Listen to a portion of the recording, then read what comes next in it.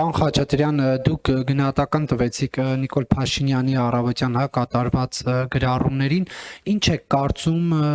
որը պետք է լինի դրա պատասխանատվությունը, հա Նիկոլ Փաշինյանը այդ գրառումների համար պետք է պատասխանատվության ենթարկվի, թե ոչ։ Այդ գրառումը անարգալից լինելով ուղղակի պարզ խուլիգանություն է։ Նման ոճի գրառում երկրի ղեկավար չի կարող իրեն թույլ տալ։ Կրթող եւ կրթվող մարդը չի կարող իջնել զազախոսության, խոհանոցային բամբասանքի այդ մակարդակին։ Առնվազն իր քաղաքական ուժը, իր կուսակիցները պետք է նման վարքագիծը քննարկման առարկա դարձնեն, առնվազն։ Եվ դրանից բացի իրավապահ մարմինները,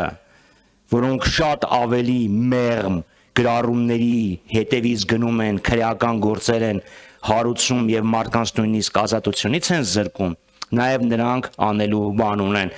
ինչպես նաեւ մեր հայրենակիցները, որոնք փողոցում կամ քվեատուփի առջև որոշում կայացնելիս նաեւ սա պետք է հիշեն։ Սիվիկայում խնդրեմ։ Պարոն Խաչատրյան, մայիսի 28-ին Իշխան Սաղաթելյանը մի հայտարարություն է արել եւ նշել, որ կանգնած ենք քաղաքական սարդարապատի շեմին, ես կխնդրեմ ասեք ինչի մասին է այս հայտարարությունը։ Քաղաքական սարդարապատի շեմին, պետություն ունենալու եւ պետություն չունենալու ընտրության առջև, որովհետեւ այն քաղաքականությունը, որը վարում է այս իշխանությունը,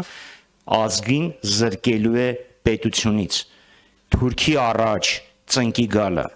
թուրքերի բոլոր պահանջները կատարելը, այս ամենը տանում են պետականության եւ ինքնիշխանության կորստի։ Ֆորմալ առումով միգուցե ինչ-որ մի հատված կարող է մնալ, որի վրա գրված կլինի Հայաստանի Հանրապետություն,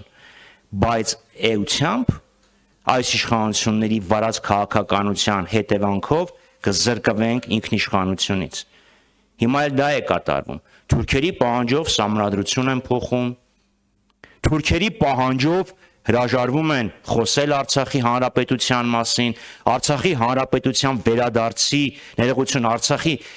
բնակչության վերադարձի իրավունքի մասին, Արցախի ժողովրդի ինքնորոշման իրավունքի մասին։ Իդեպ,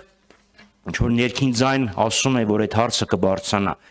Արցախի հարցի քաղաքական կարգավորումը ԵԱՀԿ Հելսինկի վերջնական ակտի, ավարտական ակտի, եզրափակիչ ակտի 3 սկզբունքների հիման վրա է։ Ընդ որում խոսքը գնում է պետությունների տարածքային ամբողջականության սկզբունքի մասին։ Դիտավորյալ էր ընտրվել այդ սկզբունքը, այլ ոչ թե սահմանների անխախտելիության սկզբունքը։ Ինքնորոշման իրավունքի սկզբունքը չի խախտում ժողովուրդների իրավահավասարության եւ ինքնորոշման իրավունքի սկզբունքի հետ, եւ դրա ապացույցը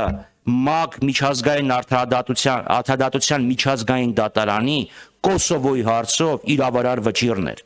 Այնպես որ թող չփորձեն Նիկոլ Փաշինյանը եւ իր հետևորդները ստեն խափեն մոլորեցնեն, թե ինքնորոշման իրավունքը ստորադաս է տարածքային ամբողջականության սկզբունքին։ Շնորհակալություն։